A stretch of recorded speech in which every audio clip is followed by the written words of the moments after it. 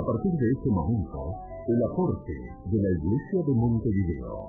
Un comentario y opinión sobre la realidad de cada día. Hoy nos acompaña el padre Pablo Coimbra, ecónomo de la Arquidiócesis. Muy buenos días, amigos.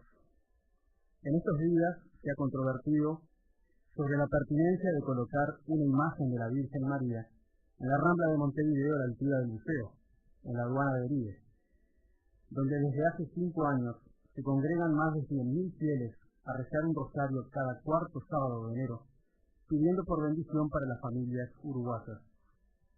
Estos debates, en sociedades evolucionadas, tolerantes y respetuosas de la heterogeneidad, ya forman parte de la historia. En el Uruguay remueven el rancio polvo jacobino de pretéritas posturas laicistas.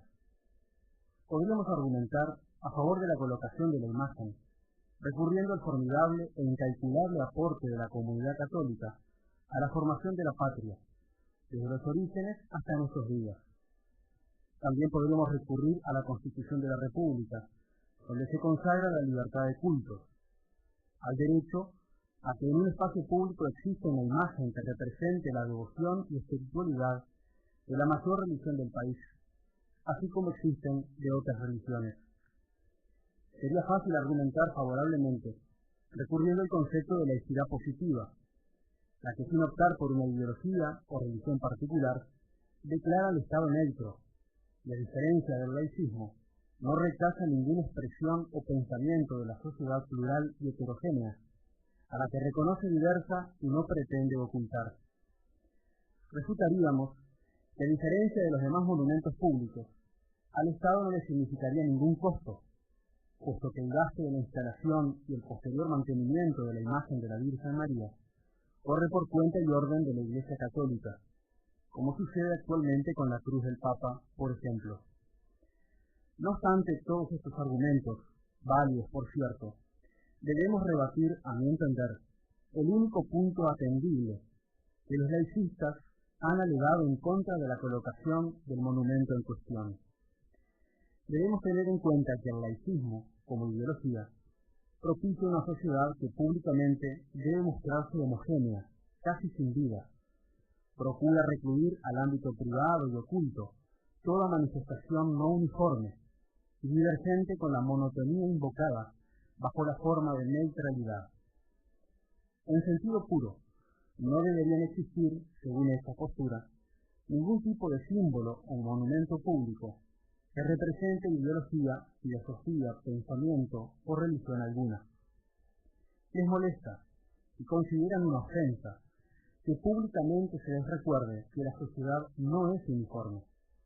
Argumentan que la colocación de una imagen religiosa, como la que se pretende, transformaría a ese espacio público en un lugar excluyente, en este caso excluyente para los no católicos, quienes según ellos se sentirían molestos, incluso ofendidos por la imagen que así se encontraría.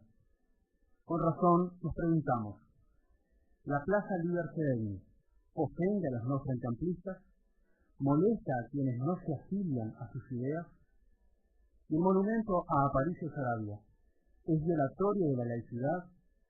Lo sería, si asumimos como correcto el argumento de los laicistas, en el entendido que no respetaría a quienes piensan diferente o no pertenecen en este caso al Partido Nacional.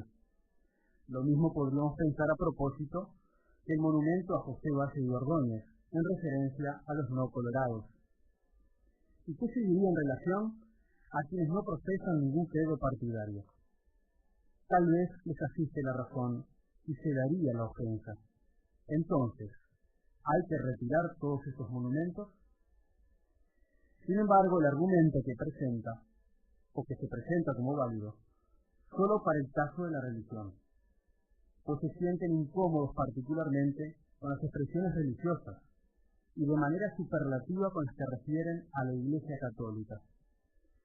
Nunca se arremete tanto con el debate, la oposición y los cuestionamientos, como cuando se trata de la Iglesia Católica. Únicamente las imágenes y monumentos que refieren a la fe católica motivan un despliegue de innumerables controversias, peros e intricados argumentos que invocan hasta el hartazgo la laicidad. No recuerdo ni conozco discusión, obstrucción, negativa o prohibición alguna, a propósito de la colocación de la imagen de Yemanjá. Más bien, recordamos que hubieron unanimidades. O la de Confucio, o la del coreano celeste, más allá de lo pavoroso y grotesco de la escultura.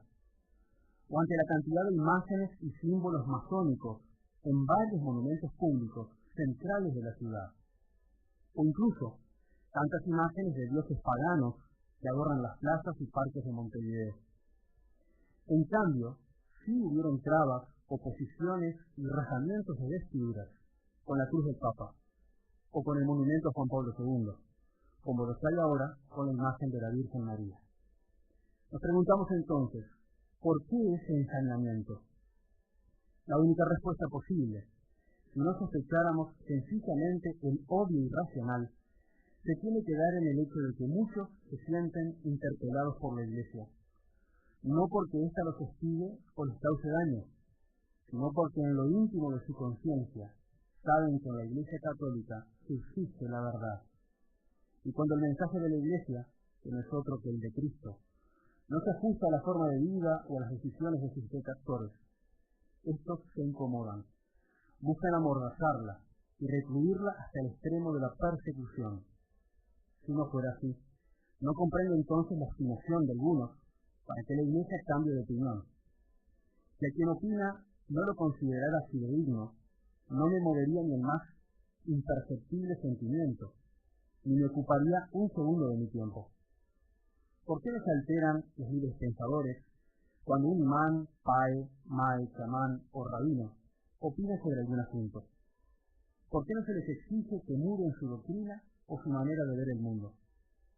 En general se muestran indiferentes, no se inmutan, nada parece turbarles. Más bien ostentan tolerancia ante la opinión del otro, y se ufanan de que en Uruguay se respeta la diversidad. En cambio, basta que sea la Iglesia Católica la que se manifiesta para que lluevan las críticas, las demandas y las conjuras laicistas de siempre. No puedo más que pensar en una oculta necesidad de que la Iglesia predique lo que se quiere escuchar, que el mensaje sea tal que lo justifique en su forma de vida, su error o su pecado, que pretende escuchar siempre el discurso políticamente correcto. No hay interés en dar oído a que se está equivocado, a que se debe cambiar. En este sentido la Iglesia molesta, estorba, es como una piedra en el zapato. A esta altura he de revelar que yo mismo, sacerdote católico, me siento interpelado no pocas veces por la prédica de la Iglesia, por el Evangelio de Jesucristo. En todo caso, todos los seres humanos debemos sentirnos así, simplemente porque todos somos pecadores, urgidos de conversión, llamados a la santidad de vida. Ante esta realidad, hay dos actitudes posibles: la de quienes se reconocen pecadores y por tanto necesitados de Dios y de la Iglesia, y la de quienes batallan para silenciar la voz de la Iglesia y para que esa voz sea otra, de manera que se ajuste a sus caprichos y acciones personales, lo que les daría cierta paz a sus conciencias, o mejor dicho, cierto adormecimiento. En último término, tanto unos como otros, aunque no acepten reconocerlo, saben o intuyen en su intimidad vital que la Iglesia debe su mensaje de la fuente de la verdad. La torpeza de algunos consiste en pretender acomodar la verdad en lugar de ajustarse o aspirar a ella. La timidez de otros reside en pretender enmudecer la verdad, pues les despierta, muy a su pesar, la conciencia. Hemos compartido el aporte de la Iglesia de Montevideo, un comentario y opinión sobre la realidad de cada día.